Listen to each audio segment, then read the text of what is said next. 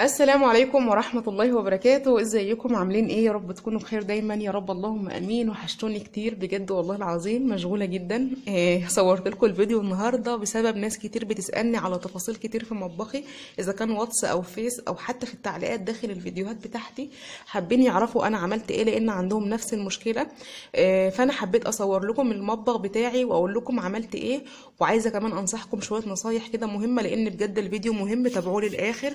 حتى لو ما عندكيش اي مشكله لازم تشوفي الفيديو ده، هتعرفي تفاصيل كتير وحاجات كتير علشان ما تقعيش في المشاكل اللي انا وقعت فيها. وفي التكلفه اللي انا اتكلفتها وما كانتش معمول حسابها خالص الفتره الحاليه. وكمان سبب من اسباب تصوير الفيديو ده ان انا اوريكم بجد الضغط اللي انا فيه والانشغال اللي انا فيه، علشان ما تفكروش ان انا مش برد على تعليقاتكم ده كبر مني او غرور او حاجه، والله العظيم. كل الناس اللي متابعه فيديوهاتي من زمان ومشتركه عندي من زمان عارفين ان انا ما كنتش بسيب ولا تعليق غير لما برد عليه، بجد غصب عني والله، سامحوني. زي ما انتم شايفين كده توضيبات بقى وصنايعيه، والناس يجوا يوم ويبطلوا 10، ببقى عامله حسابي مثلا جايين النهارده الاقوهم ما يجوش. انا وحمايه قايمين بالمهمه معاهم ومشغولين جدا، ما فيش غيري انا وهو. زوجي طبعا بيروح شغله الصبح، بيجي اخر النهار مش فاضي خالص، فانا طبعا اعمل اكل للصنايعيه، شاي عصير، مشغوله معاهم طول النهار. احتاجوا اي حاجه، عايزين يشتروا اي حاجه، بنروح نشتريها لهم انا وحمايه. المهم ان انا مضغوطه جدا والله، وهي دي ظروفي اليومين دول، سامحوني. مش حابه اطول عليكم الفيديو، حابه بس كده ارد على كل الاستفسارات اللي انتوا حابين تعرفوها، وكمان اخد رايكم كده في التجديدات اللي انا ناويه اعملها ولون السيراميك واخد رايكم كده في حاجات محيراني شويه في التجديدات دي. بالنسبه برضو للناس اللي لسه بتشوف قناتي لاول مره او ما يعرفوش ايه اللي حصل عندي في مطبخي، هيقولوا انا بصور كده ليه او بتكلم في الكلام ده ليه. هسيب لكم لينك الفيديو اللي سقف مطبخي وقع فيه تشوفوه، علشان تبقوا فاهمين انا بتكلم في ايه وما تتوهوش مني. طبعا زي ما انتم شايفين كده بقى، مش حابه اطول عليكم اهوت، بس لو الفيديو طول معلش ما تزعلوش، حاسه ان هو هيطول مني غصب عني علشان اقدر اشرح لكم بالتفصيل. انا هنا واقفه في اول يعني في الصاله بتاعتي كده، وفي وشي المطبخ اهو، وكده الطرقه بين المطبخ والحمام، وهنا كده كان في الحوض بتاع الوش. طبعا لما السقف وقع نزل على الحوض، اتكسر 100 حته. هنا الحمام بتاعي ضيق طبعا، الحمد لله على كل حال. برضو كان السقف بتاعه وقع مع سقف المطبخ، والسيراميك برضو اتكسر اهوت. كل حاجه هنرممها ان شاء الله. طبعا انا بذكر الله وانا خارج الحمام خالص يا جماعه، علشان محدش يقول لي في التعليقات بتذكري الله في الحمام. انا بعيد خالص اهوت، باب الحمام قدامكم، انا ما دخلتش. ندخل بقى على المطبخ ونشوف عملنا ايه، علشان الناس تستفيد من اللي حصل لي وما تقعش في نفس المشكله. بصوا كده يا جماعه، انا لما صورت لكم اخر فيديو برضو كنت مصوره لكم فيديو من فتره طويله، بعد ما شلنا الحديد خالص وشلنا السقف ونزلناه على الارض، ما كانش فيه حاجه باينه، وكان السقف ده موصل للشقه اللي فوق، وكانت كل حاجه باينه.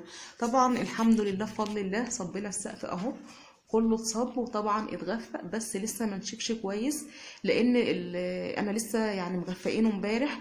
بيقعد له حوالي 3-4 ايام لحد ما الغفاء دوت ينشف خالص، زي الحتت الناشفه اللي قدامكم دي، في حتت لسه ما نشفتش. هنا بقى الحيطه دي كنا شلناها خالص وقلنا هنبني حيطه جديده، وبالفعل هو اتبنينا حيطه جديده، لان الحيطه القديمه او الجدار القديم كان نص جدار بين المطبخ والحمام كده، كان فاصل بين المطبخ والحمام، فهم قالوا لنا لازم الجدار يوصل للاخر علشان يشيل برضو السقف. المهم هو اتعملنا وركبنا مواسير سباكه جديده خالص، شلنا المواسير القديمه رميناها طبعا. عملت اهوت صرف للغساله بتاعه الملابس بتاعتي، والحنفيات بتاعتها طبعا سخن وساقع، لانها فوق اوتوماتيك. انا لسه ما صلحتهاش وما عملتلهاش عرض استبدال لسه، كل ده هيبقى بعد كده.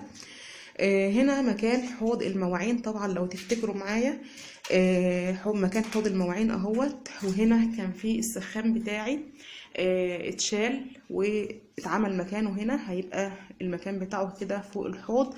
طبعا بقى من ضمن التجديدات اللي هتتعمل ان شاء الله، انا شلت الحوض الاستانلس، هستغنى عنه خالص وهعمل بداله رخامه، يعني هيبقى حله بس كده، حله استانلس في النص، والرخامه محوطاها من الناحيتين، من اول الجدار ده لحد اخر الغساله ما هتبقى واقفه، لان الغساله هيبقى بابها من فوق، فمش هينفع اجيب الرخامه للاخر. دي اول حاجه انا هعملها جديده في المطبخ بتاعي. زي ما انتم شايفين بقى الجدران كده من الاربع نواحي كانت دهان، ما كانتش سيراميك عندي في الاول، فانا قررت اعملها سيراميك بقى، مصاريف بمصاريف، وما كانش في الحسبان خالص الخطوه دي. عفوا.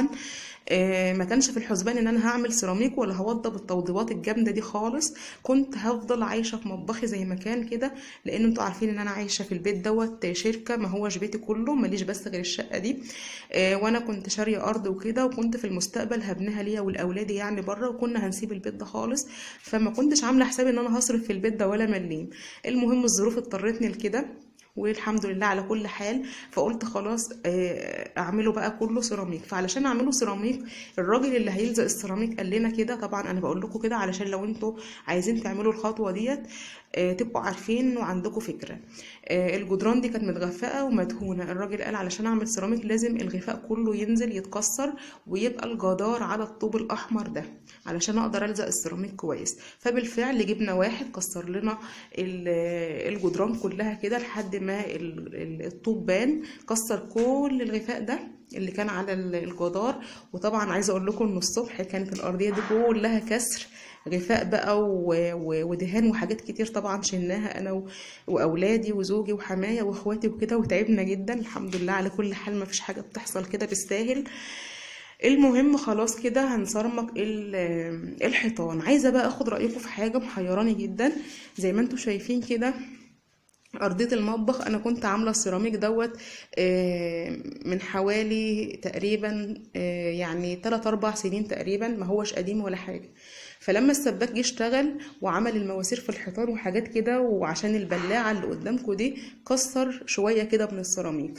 فانا مضطره دلوقتي على يعني قدامي قرارين ومش عارفه اخد فيهم قرار. هل اشيل السيراميك ده كله بجمله بقى طالما انا هعمل سيراميك في الحيطان، واجيب سيراميك جديد، ولا اجيب لون شبيه للسيراميك دوت واركبه كده اكمل بيه، علشان ما يبقاش بقى داخله في باب التبذير. والله مش بخل ولا حاجه، بس علشان حرام، انا مستحرمه ان يكون البلاط بالشكل ده كده. طبعا هو باين قدامكم مش نظيف، علشان كانوا بيعملوا المون بتاعتهم رمل واسمنت وكلام من ده عليه، فاتبهدل كده. لكن طبعا انتوا عارفين السيراميك بينضف بسهوله، شويه ميه مع السلكه والبريل وكده هينضف وهيلمع وهيرجع زي الاول.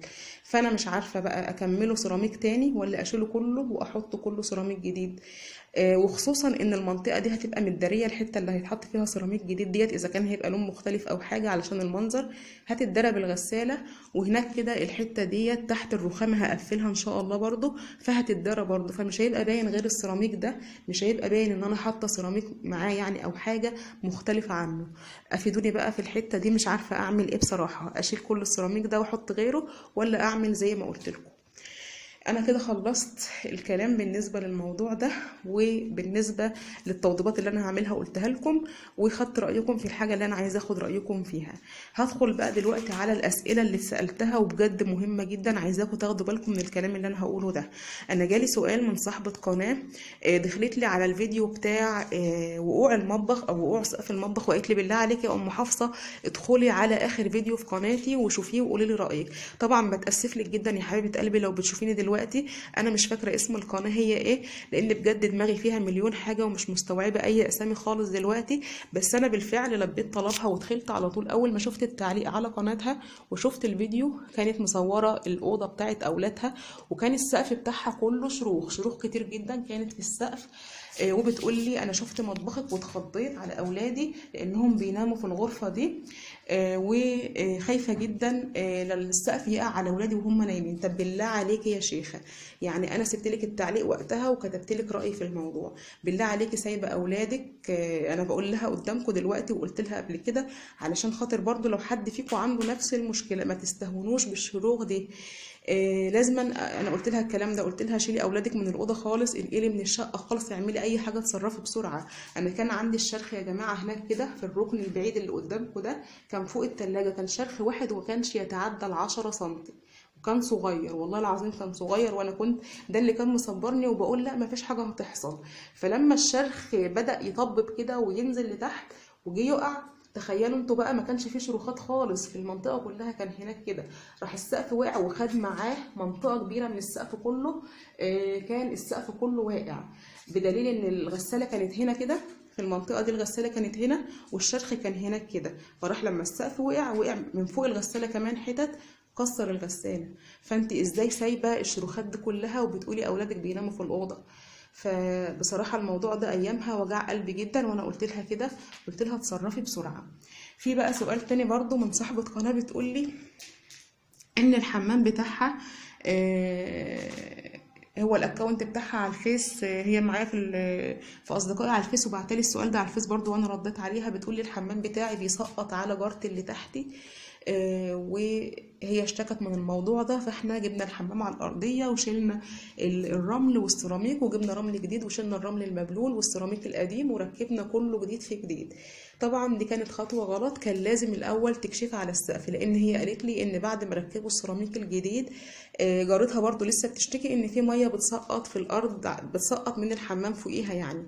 اللي كان هيحصل يا حبيبتي ان انت تجيبي حد خبير في السقف، الناس اللي بتغفق السقف ده كانوا هيجيبوا حاجه يكسروا الغفاء بتاع السقف ده الاول من تحت، من عند جارتك من تحت سقف الحمام بتاعها كان هيتكسر من تحت، وكانوا هيشوفوا الحديد من فوق هل يا ترى صالح يفضل موجود ويترمم بقى على كده، ولا هل الحديد صدى وباظ، فعلشان كده ما ينفعش انت تحطي عليه سيراميك جديد غير لما تصبوا السقف من اول وجديد.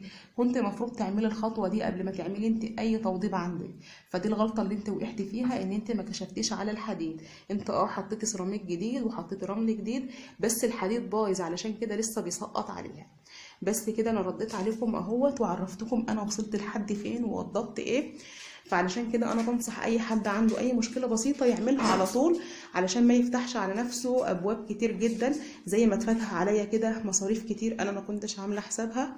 الفيديو داخل على 12 دقيقه ومش حابه اطول عليكم بجد، بس كنت محتاجه اتكلم معاكم واخد رايكم في ارضيه المطبخ اللي انا قلت لكم عليها دي. طبعا انا هعمل الطرقه كمان من هنا سيراميك برضو لانها ما كانتش سيراميك كلها، وهجيب حوض جديد وحاجات كتير جدا. كل لما هخلصها ان شاء الله وهشطبها كلها هصور لكم المطبخ بالكامل بقى بعد التشطيب كله ان شاء الله باذن الله، يبقى حلو في النهايه كده ويفتح نفسي ويعوضني التعب اللي انا تعبته الفتره اللي فاتت دي في التوضيب بتاعه. ان شاء الله بقى مستنيه تعليقاتكم واقتراحاتكم عليا بالنسبه للبلاط، ويا رب اكون افدتكم النهارده، وباذن الله اشوفكم في فيديو جديد، والسلام عليكم ورحمه الله وبركاته.